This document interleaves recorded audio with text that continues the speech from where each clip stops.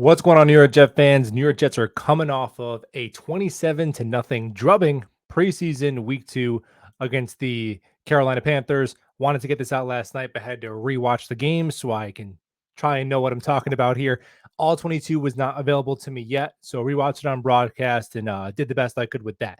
Now, first things first, you want to come out of preseason with no to minimal injuries. Jeremy Ruckert is dealing with an AC joint injury. Robert Saleh expressed optimism that it's not too serious. He was seen in the locker room with a stim machine on it. Left the field under his own power. So hopefully Ruckert is good to go. I want to start with some overall trends of the game. Starting offensively, obviously it's preseason, so it's vanilla across the board, but you do have to practice what you're going to run. And you started to see the fingerprints of a Nathaniel Hackett offense. Heavy 12, 21 personnel, a lot of usage of tight ends and running backs in the passing game. Nick Bawden on the field early and often. He's going to be on the team.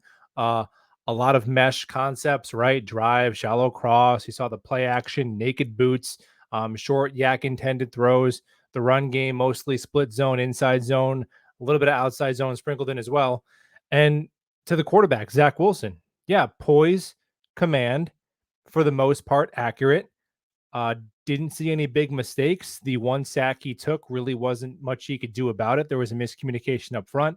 So he checked all the boxes that you would be looking for in a competent backup quarterback. And oh, well, it's preseason. Okay, well, if he was horrible, I'd be on here killing him. So that's not fair to me. Either we're going to decide it matters a little bit or it doesn't matter at all. And I think it matters a little bit. You definitely see progress from Zach Wilson. You see him more willing to go through his reads. There was one play where it ended up in a check down to Michael Carter, where he clearly went through 3 different progressions quickly and then checked it down accurately. So you'll have to see that from Zach. The offensive line, besides that one big miscommunication I mentioned between Becton and I think it was Tristan Castillo Colon next to him at left guard. Pass pro was fine. The run blocking was excellent early. Run blocking, it just seems like one of those things in a football game. You either have it right away or you never have it at all. And the Jets had it right away. Team blocking, too. Wide receivers and tight ends chipping in his blockers. Corey Davis only out there for the first series or two, but he had a nice block to spring Michael Carter for a run. Becton, biggest kind of variable to this offensive line, made it through 2 quarters, 27 snaps. Again, that one play that you're not really sure whose fault it is, that they gave up the sack, but no getting blown up in the run game, no penalties, no other hits allowed or anything like that. And then Robert Saleh said after the game that unlike last week, it was the coach's decision to call it a night for Mackay, and he was willing to play even further. So I love for him to enter the equation into the Jets offensive line. I think we would all agree he's one of the top 5 most talented offensive linemen. Seems like they're only playing him at left tackle. We'll just have to see where it goes from here, but this is definitely a step in the right direction. Billy Turner, who I've been hard on, was fine in a couple of series as a pass protector. He failed to seal the backside once in a run play, and his defender kind of came and made a tackle from behind. But other than that, he was fine. That Max Mitchell, the physicality and athleticism required of a zone blocking scheme is never going to be his forte as a run blocker. But if he can just make sure Aaron Rodgers is not getting killed this year, we will take it. He's a 4th-round pick, making no money. If he can be average, we'll take it. And he looked like an average right tackle today. That's definitely progress from what I saw last week. The most underwhelming offensive lineman, actually, to me, was Connor McGovern, who in very limited time allowed a pressure up the middle. He or Schweitzer failed to pick up a stunt. Not sure whose fault that was. And then he had a back-breaking penalty, which bumped the Jets out of scoring range. Joe Tippmann, who came in and got plenty of run at center. Rewatch that Izzy highlight run and watch Joe Tippmann doing a Kevin Mawai impersonation, killing people at the second level. There was a buck sweep where he was galloping to get to a linebacker. He had only one shaky snap, played into the 4th quarter. He should definitely be in the mix to start. Wes Schweitzer got the start at right guard. What does it mean? I don't know. It's preseason, but I'm going to say that if AVT were to play right tackle, Schweitzer would probably play right guard.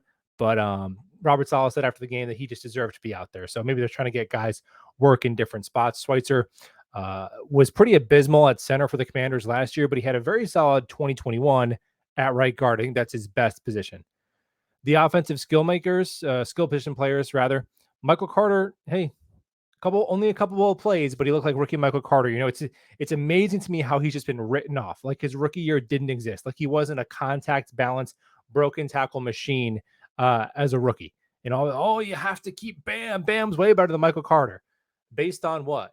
Based on tweets from training camp when you can't tackle? How do you judge a running back when you can't tackle them? Breaking tackles is Michael Carter's best skill. He's slippery, and that was on display immediately. Izzy Abanikanda, it's funny.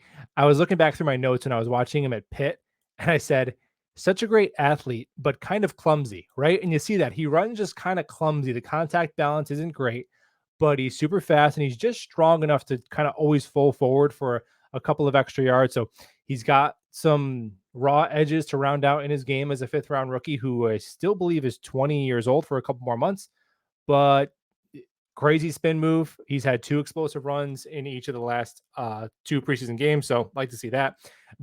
All these running backs, Michael Carter looks like Michael Carter. Izzy looks like Izzy, and Bam look like Bam. Bam is going to get what the offensive line gives him, not a ton more. He's just a kind of a standard number 3 complementary back who just does all the little things kind of well. Wide receiver, not much to speak of because of how heavily the tight ends and running backs were utilized in the passing game. Malik Taylor, who's on the bubble, did have 1 catch, but he also had a drop. The announcer said Zach Wilson should put it more on the inside shoulder when you're throttling. Look, okay, I coach 10-year-olds. If it hits you in the chest, catch the ball. Jason Brownlee, I don't want to be a party pooper on the hype. I don't get it really. I see a guy who struggles to separate, and at college had an abysmal contested catch rate. So if you're slow and you can't make contested catches, I don't know how you're going to be a starting receiver in this league. Put him on the practice squad. That's fine. Develop him. We've had guys who don't run fast who become good receivers all the time, but I don't see evidence of him really making an impact on the 2023 Jets personally. Xavier Gibson, however, yeah, I would put him for a while. He's in my sneaky pick for wide receiver 5 or wide receiver 6, rather, if they keep 6, because he would have an immediate job on the team, and that immediate job would be kick returner, punt returner. You'd prefer it not to be Mecole Hardman, who's one of your top 3 or 4 receivers. Don't want to risk injury there. Give that job to a rookie. Gibson has some juice as a returner. He also looked like he ran the wrong option route, leading to the Tim Boyle interception, but he'd be mainly a special teamer if he did make the team. Erickson had a couple of catches, but he's kind of the same mold of Randall Cobb, right? A 30-year-old backup slot receiver who can do some special teams. Are you really going to have 2 of those guys on the bottom of your receiver room? I think if you keep 6, you're going with a UDFA who gives you developmental potential or a real spark on specials. Tight ends. Listen to this insane statistic. I am not making this up. The New York Jets had targeted tight ends 4 times in the red zone all of last regular season. They targeted tight ends 5 times in the red zone yesterday. The Jets had 2 touchdown passes to tight ends in the red zone last year, 1 to Conklin, 1 to Uzama, and they had 3 yesterday. It's legal to use tight ends. Somebody tell Mike LaFleur. Conklin and Uzama on these little outs and sticks early, making Zach Wilson's life easy. Yeboah, Kuntz, Jenkins, all catching wide open touchdown passes. Ruckert just looks smooth, doesn't he, man? I like the way that kid moves. Zach Kuntz, again, a couple nice blocks. Had a nice block on the screen to Erickson.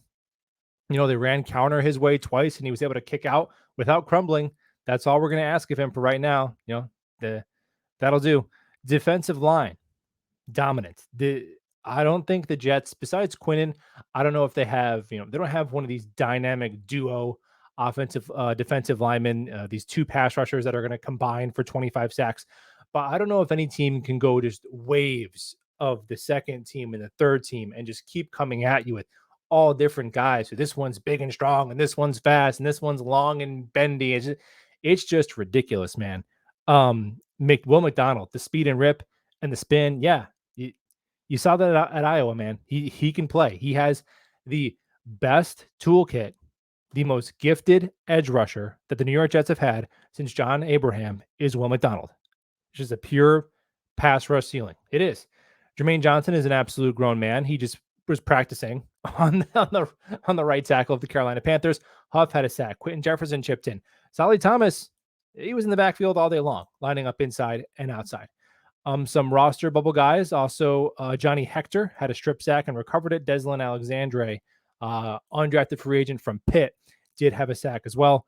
I think those are just practice squad guys, man. I think the Jets' 10 defensive linemen are locked in. It's going to be tough to crack um, that group unless they carry 11, unless there's a trade or an injury. Linebackers, rookie Zaire Barnes, who had a rough going in the Hall of Fame game, and then the first quarter was pretty bad as well. But then after that, he had himself an absolute game. He reminds me of Quincy Williams so much. Flying around, really, really fast, really physical, sometimes not always in position, but as a sixth round linebacker, if we can mold him into Quincy Williams and just a competent NFL starter, we'll take that. He had a pass breakup, he had a tackle for loss. The athleticism is immediately apparent. Nick Verhill, I think I'm pronouncing his name wrong. He's the veteran linebacker we just brought in like last week. He had that big pop on the turnover on downs that got the sideline fired up. Caleb Johnson, undrafted free agent, did have multiple missed tackles. So number 43, he struggled a little bit. Cornerbacks, Jimmy Moreland and Brandon Eccles, these guys are dogs. I love the way these two play. They're sticky. They play the run well. They tackle. They're physical. And I think Moreland I think him and Guidry are the favorites if they move on from Bryce Hall. I think Guidry gives you more versatility, and Guidry's been my guy. But I think Jimmy Moreland, just as a pure cover corner, is probably better than Guidry. And Dane Cruikshank and Guidry both allowing big gainers as well. And then Derek Langford, the undrafted free agent corner, looked a little stiff out there. He got beat by a double move that, the Jets were on top of the quarterback, so it didn't matter. But when I rewatched it, that probably would have been a touchdown with better pass pro. Safety, I've been looking for the guy that's going to replace Ashton Davis, Trey Dean, Muddy Waters. But hey, look, I'm not in the Ashton Davis fan club, but you got to call it like you see it. Ashton Davis was the best safety on the field for the Jets yesterday. He just was. He took proper angles. He took the proper tackling technique. He was fast. There weren't a lot of passes that tested the center fielding ability of any of our safeties yesterday. But Ashton's a core special teamer, and I think because he can back up strong and free safety, yeah, he probably makes the team one more year. Probably. He's the favorite. He's the favorite right now. Special teams, kickers were excellent again, and the return game, Gibson seems to be the favorite. Maybe they would go Hardman, and maybe they're just giving Hardman the preseason off as a returner. But Gibson looked good, man. So thanks for hanging out, and we'll talk ball soon.